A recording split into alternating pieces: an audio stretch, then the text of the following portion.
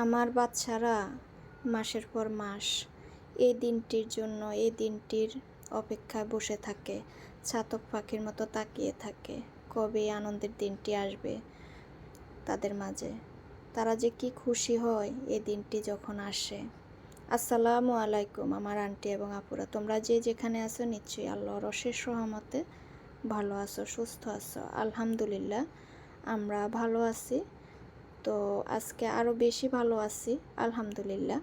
গতকালকের ব্লগে আমার আপুদেরকে বলেছি একটা সারপ্রাইজ আছে, সেটা আজকে তোমাদের সাথে শেয়ার করব। তো আজকে অনেক অনেক রান্না করছি আমি আমার স্পেশাল মানুষটার জন্য। আলহামদুলিল্লাহ উনি ভীষণ পছন্দ করে এই খাবারগুলা। আমার আপুদের মাঝে ছোট্ট একটা ব্লগ শেয়ার করলাম, আশা করি তোমাদের অনেক বেশি ভালো লাগবে, দেখতেও কষ্ট হবে না। তো সারপ্রাইজটা কি বলে দিই। আলহামদুলিল্লাহ আমার হাজব্যান্ড বাংলাদেশে আসতেছেন, উনি এখন বিমানে আছেন। উনি আজ রাত মানে বুধবার পরে যাবে, উনি একটায় ল্যান্ড করবেন বাংলাদেশ এয়ারপোর্টে।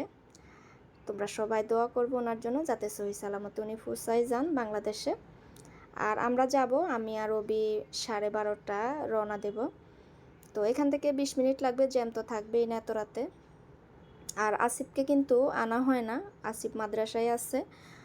তো এখানে দেখো আমি সব কিছু কিন্তু রেডি করে নিছি, যা যা রান্না করব। তবে হাঁসটা ছিল না বাসায়, তো আমি তো একটু ব্যস্ত ছিলাম। পরে আমাদের কেয়ারটেকার চাচাকেও পাঠাইছি বাজারে, তো উনি হাঁসটাকে একদম ক্লিন করে নিয়ে আসছে ড্রেসিং করে। এখানে ছোট ছোট সামান্য কিছু লোম ছিল, ওগুলো পরিষ্কার করে নিয়েছি। তো দেখো আমার সমস্ত রান্নাবান্না শেষ হয়ে গেছে। তো এই প্রথম অবির বাবা এসে আসিফকে দেখবে না। এখন আপুরা বলতে পারো যে বাবা আসতেছে, ছেলেকে আনো না। কারণ হচ্ছে কি আপু, বৃহস্পতিবার আসিফের মাদ্রাসা বন্ধ দিবে 5 দিনের জন্য, তাই এই 2 দিনের পড়াটা নষ্ট করলাম না। কারণ 5 দিন তো বাবার সাথে সময় কাটাতে পারবে, তাই আসিফকে আনা হয় না, আনলাম না আর কি। ওর বাবা আল্লাহ বাসালে সকালবেলা আসিফের সাথে দেখা করতে চলে যাবে।